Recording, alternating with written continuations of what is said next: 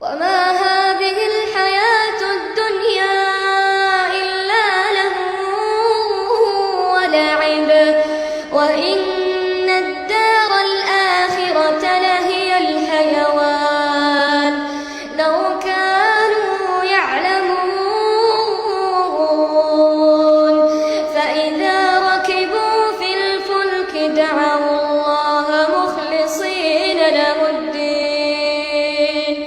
فلما نجاهم إلى البر إذا هم يشركون ليكفروا بما آتيناهم وليتمتعوا فسوف يعلمون.